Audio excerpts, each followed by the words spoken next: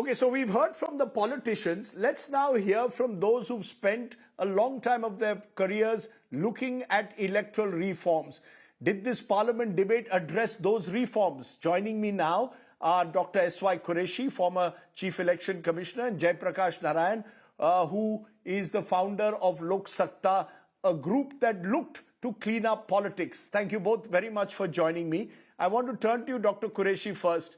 Do you believe that there are important reforms that need to be initiated outside this terribly polarized debate on vote chori that can actually strengthen public faith in the election commission and indeed in the idea of free and fair elections? Yes, indeed. The Election Commission itself has been proposing reforms over a period of time of almost for 3 decades. Almost 100 reform proposals are pending with the government.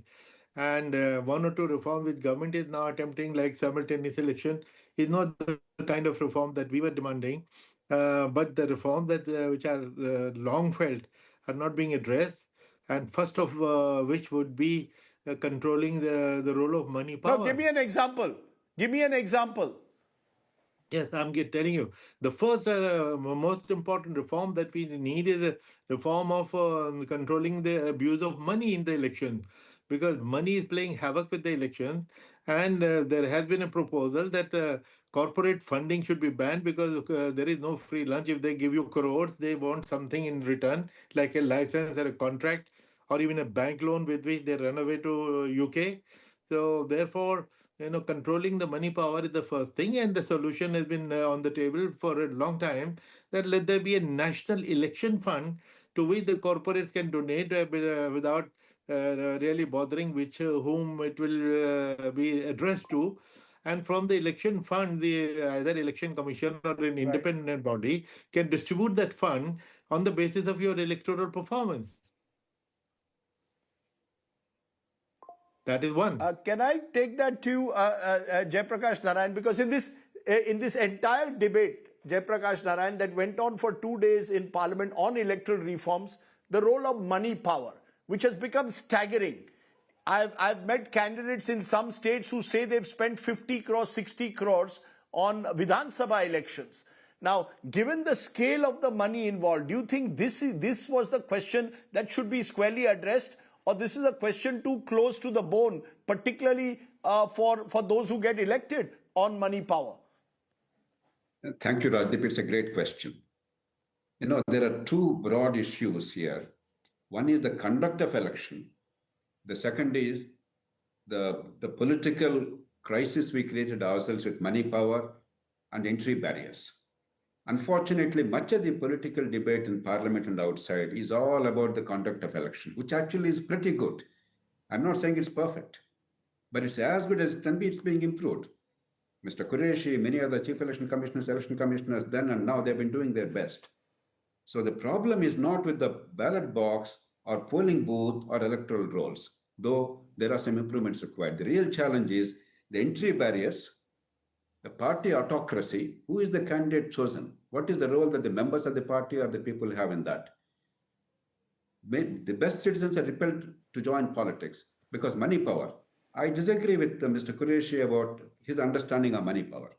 The problem of money power is not corporate funding or individual funding for legitimate political campaign. That is 70 lakh rupees or 1 crore rupees per Lok Sabha, 28 lakhs or 30 lakhs per assembly. It's peanuts. That's not the real issue. As I said rightly, the 40, 50 crores are spent, what for? Not for campaigning.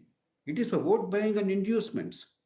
Both parties, the major parties, are spreading that inducement across the electorate. Typically in the state where I'm sitting now in Telangana, Andhra Pradesh, Karnataka, Tamil Nadu, in an assembly constituency, 1.5 to 2 lakh voters are distributed, depending on the party, 500 rupees, 1,000 rupees, sometimes 2,000 rupees, 3,000 rupees. Now, without that ability to spend money, or without how do you change? But how do you change that? How do you change? Right. This does not change. But how do you change that? You see, we all know what the devil in the room is. How do you change it? Great question. Great question. No, this cannot be addressed by technical fixes or by routine law and by punishing people, putting them in jail, because everybody is now in cahoots. In many states now, if people do not get the money before the election, if the money is not distributed, they're publicly saying we'll boycott the poll. And television cameras were noticing it. So the problem is systemic, not legal. Now, how do you address this? The only short-term way of addressing is change the electoral system. Why is the money power so important? Parties are desperate to get the marginal vote. The political party may get 30-40% vote if it's a serious contender for power. But the winning margin comes from your ability to gather the vote because of the candidate and the money power. What is happening is if you distribute money, then you're taken to be in serious contention. If you don't distribute money, there's no chance of getting elected in 99 out of 100 cases. People are pretty clear about it. And therefore, money power has become an immense barrier. Parties, there's no point blaming them and accusing them. They are now victims of a vicious cycle. If you move towards a system where the voting percentage is rewarded, not the particular number of votes in a territorial constituency, some form of proportional representation, but with caveats, ensure stability, there are ways of doing it. Ensure that there's no fragmentation, there are ways of doing it. If you do those two things, without upsetting the system or the stability, you can remove the entry barrier, get the best elected. A Manmohan Singh and Arun Jaitley and many other good people are not electable in our system. They come into the upper houses. Whereas the people electability, a Brij Bhushan or somebody else, I have nothing against an individual. We all know that they're not desirable in politics and governance. And yet without them, the parties cannot win. Now, that situation must be altered by electoral system change. You're in a way talking about radical reform, which from time to time is mentioned in seminar rooms, but the politicians will seem to prefer, or many of them at least seem to prefer first past the post because they benefit from it. You agree with that, Dr. Qureshi? That also needs to be one of the key debates in Parliament. It's all very well to talk about electoral reforms in the context of alleged vote chori. You're not going to change anything unless you dramatically change the system. Now you've got Jaiprakash Narayan saying, look at proportional representation more seriously. If you really want to control money power, it will reduce some of the entry barriers into politics. Well, I agree partly with Jayaprakash Narayan. Of course, when I mentioned one point about the electoral fund, it is only part of the problem and part of the solution. He has opened up many other issues and which are all very legitimate and genuine. And about the electoral system of first past the post and proportional representation. Initially, I was a votary of first past the post system. When I wrote my first book for An Undocumented Wonder, The Making of the Great Indian Election, I batted for first past the post system after discussing all the system. But when my third edition came after the 2014 election, I openly confessed that my conclusion was wrong and I'm changing my opinion. And this was based on a real life experience. And what was that? In UP, Mayawati's party got 20% vote share and 0 seats. Now, that is not real representative electoral democracy. 20% of the voters have no voice in the parliament. That is when I have been saying that a mixed system, which was originally practiced in Germany, but has been adopted even in Asia, in Sri Lanka, in more recently Nepal. They have a mixed system that half the or 60% of the voters are first past the post. The other half are based on the number of the percentage of votes that you get. I think that is a system on which a serious debate is required. So more and more people are now talking about it, but no serious debate has yet started. And I wish it can start after this program. It's interesting that you're saying this. I hope someone is listening. This is where we are coming to the more constructive part of the debate on electoral reform. Jaiprakash Narayan, is there any other reform besides proportional representation that you think will ensure a more level playing field? I keep using this word level playing field. I get a sense that politics today, in the way elections are fought, is not a level playing field at all. How do you ensure a level playing field? Yes, Rajdeep, before coming to that, just one point about proportional representation. You mentioned it's a radical reform. Actually, it's a very simple reform. The Constitution provided for that. Nowhere in the Constitution does it say there must be a first past the post system with single member constituencies. It is what we created by practice. Dr. Ambedkar very carefully put it in the Constitution to say that the constituencies will divide in such a manner that the number of seats allocated to each constituency will be proportionate to the population. It is seats, not one seat of territorial constituency. Because we're used to Westminster model, we are Anglo-centric. We don't think of anything else in the world. Therefore, we simply adopted that. Now, therefore, technically, it's a very simple thing. Provided, let me again reiterate, I know there are genuine fears of instability with proportionality. There are ways of overcoming instability by giving bonus seats to the largest party, both at the national and state level. There's genuine fears of fragmentation. We can't allow all fringe elements to be represented. Therefore, a reasonable threshold level to meet so that they don't simply come and mess up the political system. Right. Now, other reforms, political parties. Parties mediate the whole politics and democracy. And if parties are autocratic, how can you run democracy? Because without parties, let's be truthful.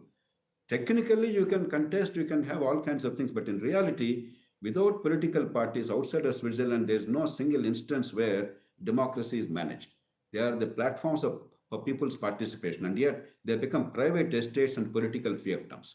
In Germany, under Article 21 of the Basic Law, there's actually a provision by which the parties are regulated in terms of democratic management, membership choice, funding, candidate choice, leadership choice. Now, our election is rigged before the election because you've already chosen some people who you think are electable, unrelated to what the people want or the country needs, because they are winnable. Our fight is about who is winning. No, it doesn't matter who is winning. It's the same kind of people. And oftentimes, one fellow is in this party today, 3 years later, another party. We are all fighting the shadow boxing. There's no real fight. So political parties, internal democracy. The third thing is, unless fiscal prudence is brought in, because in a lot of Bihar we have seen, elsewhere we have seen, the temptation to yield to the short-term maximization for the voters, cash transfers and so on and so forth, at the cost of the country. So Constitution provides space for that in Article 293, Article 260, etc., 360, etc., 362, etc. We must tighten these rules and make sure that borrowed money cannot be used for short-term freebies. You can do whatever you want, welfare and anything, current expenditure with current revenues, but not borrowed money, because you cannot steal the future from the children of our country. Intergenerational equity is affected. It's a grand theft of the future. If this much is done, I think our democracy is stable. The problem, let me reiterate, is not with the EVMs. Every chief minister who lost the election went to Supreme Court saying EVMs are bad. They won with the same EVMs, with the thumping majority later on. It's not EVMs. Electoral rolls are flawed, but they've been corrected. That's not a problem. That is not equal to voter fraud. And it is not about the election commission. Every election commissioner in the country, from Sukumar Sen till date, they have done a pretty good job under difficult circumstances. There was one election commissioner who was sought to be removed by due process. The government declined. He became chief election commissioner. That didn't make a difference to the country. So let's not think those 3 people are shaping the future of Indian democracy. No, it is shaped by other processes.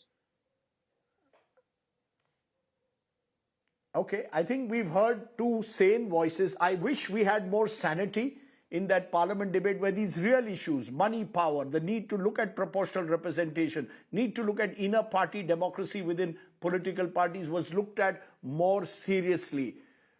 I appreciate Jaiprakash Narayan and Dr. Qureshi, hopefully for triggering a wider debate. Whether our netas will bite the bullet, I'm not so sure, but at least we will continue to look for possible solutions to make our electoral process much more robust. Thank you both very much for joining me. Thank you very much.